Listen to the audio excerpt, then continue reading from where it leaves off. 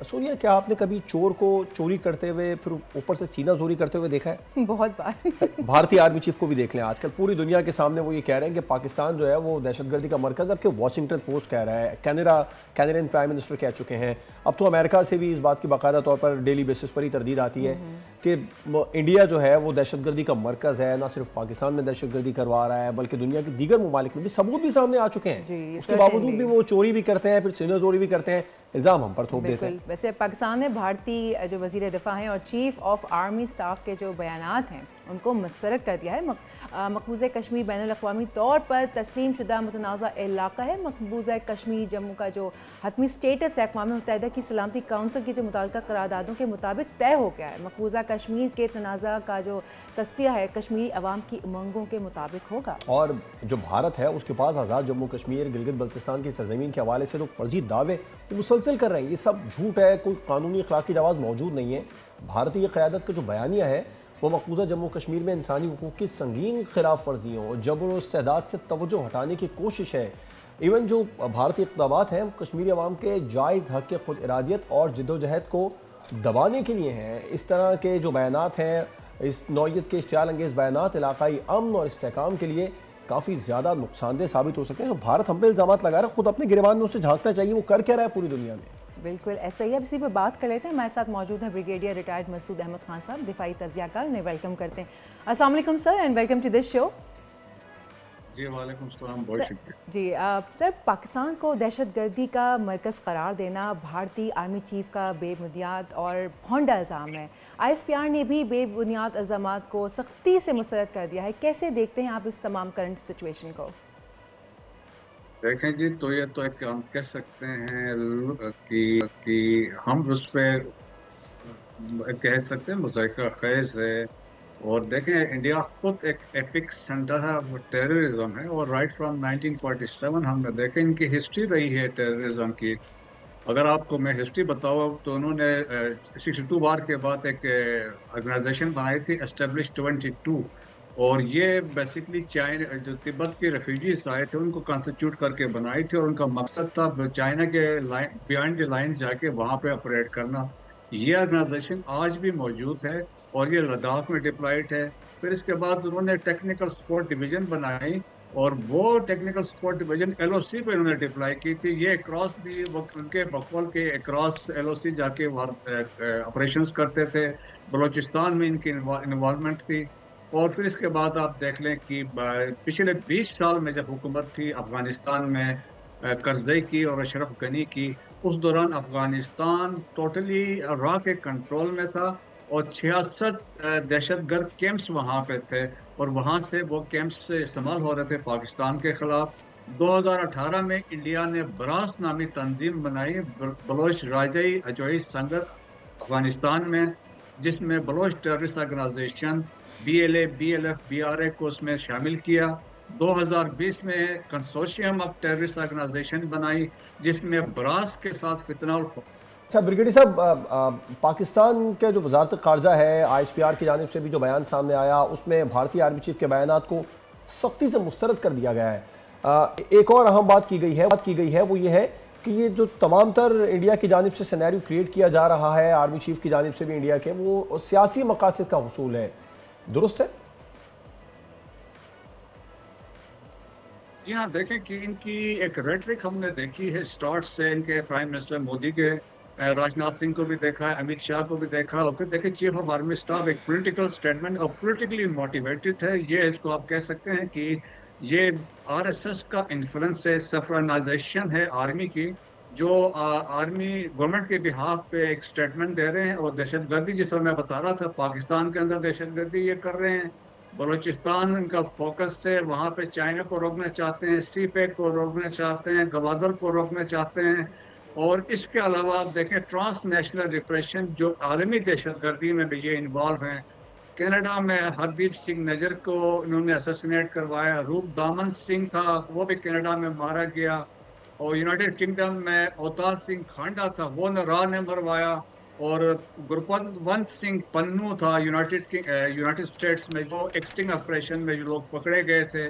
पाकिस्तान के अंदर परमजीत सिंह पंजवर से सिख थे, वो यहाँ पे राह ने मरवाया। और द गार्डियन ने एक स्टोरी कैरी की थी, पाकिस्तान के अंदर जो 22 कश्मीरी मारे गए थे उसमें भी रॉ का हाथ था। तो इसके अलावा आप देखें कि एक इंटरनेशनल पाकिस्तान के अंदर टेररिज्म, इंटरनेशनल टेररिज्म, एस्पिनाज में शामिल, कतर में इसराइल के लिए एस्पिनाज कर रहे थे। ईयू लैब ने इनको अनकवर किया कि ये 750 फेक मीडिया आउटलेट्स यूरोप भर में चला रहे थे टारगेटिंग पाकिस्तान। तो ये हम कह सकते हैं ये मुल्क ऐसा है जो दहशतगर्दी कर रहा। एक और फैक्टर जो है, इंडिया के अंदर हालात ऐसे नहीं है। नॉर्थ ईस्ट इंडिया में 7 स्टेट्स हैं, ऑल 7 के साथ they are struggling for independence. बिल्कुल बिल्कुल ब्रिगेडियर साहब, जो कुछ इंडिया इस तरह की स्टेटमेंट देता है वो हम पे तो कुछ असर नहीं होता, बल्कि इंडिया खुद उससे ज़्यादा डैमेज होता है। अच्छा, जो जब भी कभी कोई इलेक्शन करीब आते हैं, मोदी सरकार, स्पेशली मोदी सरकार की हम बात कर रहे थे, वो खतरे में रहती है तो इस तरह का स्टेटमेंट दे दिया जाता है। कभी भड़के मारना शुरू कर देते हैं वो कि हम पाकिस्तान को मुंह तोड़ जवाब देंगे। ये तमाम तर सूरत हाल में आप क्या किस तरह देखते हैं? मुकम्मल तौर पर ये सियासी स्टंट है जो इनके इंडिया के साबिक आर्मी चीफ थे बिपिन रावत, वो भी इसी तरह के स्टेटमेंट देते हैं। देखा, इंटरनल सिचुएशन से डिफ्लेक्ट करने की एक कोशिश होती है, इस तरह के बयान देके आलमी अटेंशन को डाइवर्ट, इस तरह मरकूज कराना। लाइटली ट्रम्प ने टेक ओवर करना है, फिर पाकिस्तान में ये इल्ज़ाम लगाना। नॉर्थ ईस्ट इंडिया में क्या हो रहा है, Indian illegal occupied Jammu and Kashmir में जो अट्रॉसिटीज हो रहे हैं, इंडियन पंजाब में कुछ हो रहा है, दलित के साथ क्या हो रहा है, नॉर्थ साउथ में क्या हो रहा है। तो बहुत सारे मसाइल है। तो एक किस्म का वो एक डिफ्लेक्शन भी उस तरफ से है, और फिर एक रेटरिक है इसमें लोगों को कंजम्पशन के लिए, डोमेस्टिक ऑडियंस को एड्रेस करने के लिए कि हम बहुत बड़े फन्ने खान हैं। लेकिन चने देखें, गलवान में 2020 में चाइना आया, 2000 स्क्वायर किलोमीटर का एरिया कैप्चर करके बैठा है। प्रेसिडेंट शी ने कहा है कि हम 1 इंच भी इनको नहीं देंगे। अब आपने डिस्पाइट रिसेंटली देखा होगा 2 नई काउंटीज चाइना ने बनाई हैं। तो इंडिया तो कुछ नहीं कर सका सवाए इंडिया काउंटीज तो नहीं बना रहा, लेकिन एक दहशतगर्दी का एक और नया ग्रुप बना रहा है खारजियों के साथ मिलकर, ये भी सारी दुनिया के सामने। जी हाँ, बिल्कुल, इसमें तो शक ही नहीं है। देखिए, जो इंडिया की जो प्रॉक्सीज हैं, ये फितनाउल खारिज भी प्रॉक्सी है, और बराज जिसकी मैंने बात की, ये प्रॉक्सीज हैं, और वो इनको इस्तेमाल कर। हमारे पास तो जिंदा कुलभूषण यादव की सूरत में है, जिसका बयान सब रिकॉर्ड पे है, और इसको सजा एक मिलिट्री कोर्ट से ऑलरेडी हो चुकी है। तो देखें कि ये एक दहशतगर्दी, इसमें तो बला शुबा ये दहशतगर्दी कर रहा है, और एक स्टेट इंस्ट्रूमेंट के तौर पे इस्तेमाल कर रहा है, और दुनिया मान गई है कि India has become a rogue state। बिल्कुल। अब ब्रिगेडियर साहब, इंडिया की तो एक लिस्ट है ना जो हमारे खिलाफ वो करते आए हैं, प्रोपेगेंडाज, अब तक भी और आगे भी करते ही रहेंगे। वैसे तर्जुमान दफ्तर खारजा का कहना है कि 13 और 14 जनवरी को भारतीय वज़ीर दिफा और आर्मी चीफ के बेबुनियाद इल्ज़ामात और बेबुनियाद दावों को सख्ती से मुस्तरद करते हैं। जम्मू कश्मीर एक बैनुल-अक़वामी तौर पर तस्लीम शुदा मुतनाज़ा इलाका है, उसकी हतमी हैसियत का तयन अक़वाम मुत्तहिदा सलामती काउंसिल करारदादों कश्मीरी अवाम की उमंगों के मुताबिक किया जाएगा। ये स्टेटमेंट आया है। और दूसरी तरफ जो है, अगर हम भारत को देखते हैं तो वहाँ से स्टेटमेंट यही होता है कि कश्मीर हमारा है। वो तो लगता है कि ऐसा आगे किसी की बात सुनना चाहते ही नहीं। आप क्या देखते हैं कि आने वाले वक्तों में कुछ ये वाला जो मामला है ये कहीं कुछ सेटलमेंट की तरफ आएगा, आता नज़र आ रहा है आपको?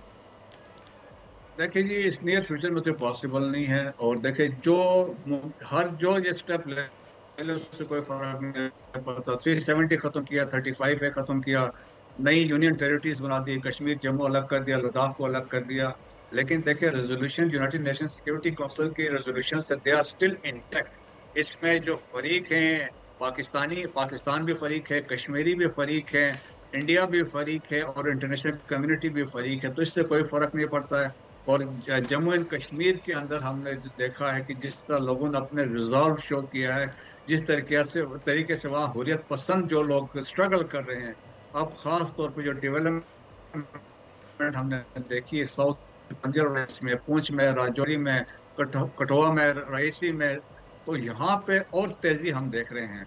तो अभी रिसेंटली प्राइम मिनिस्टर मोदी अभी गए थे वहाँ लद्दाख के साइड पे, वहाँ जाके उन्होंने सोनामर्ग वाली साइड, जो कश्मीर की साइड से जाके उन्होंने एक टनल को इनाग्रेट किया है, और टनल भी बनाया, वो भी एक from military point of view से बनाया। लेकिन ये उन्होंने मीडिया में ये हाइप क्रिएट की वेलफेयर ऑफ कश्मीरी पीपल, लेकिन ये भी सारा झूठ है। वो शिफ्टिंग ऑफ ट्रूप्स और लॉजिस्टिक के पॉइंट ऑफ व्यू से वो टनल्स बना रहे हैं। तो कश्मीरी समझते हैं और ये जद्दोजहद जी जारी रहेगी जिस तरीके से गजा में लोगों ने जद्दोजहद की है, तो इंस्पिरेशन कश्मीरीज वहां से भी लेते हैं। It will continue. बिल्कुल ठीक है। ब्रिगेडियर मसूद अहमद खान साहब हमारे साथ मौजूद थे। आपका बहुत शुक्रिया अपना कीमती वक्त हमें। एक जिद्दोजहद है जो भारत के खिलाफ है, जो दुनिया भर में अब तो शुरू हो गई है, ये जारी रहेगी। और जो कुछ है वो दुनिया को दिखाई दे रहा है, कौन सही है कौन गलत है। सब्सक्राइब करें और बेल दबाएं ताकि कोई खबर रह न जाए।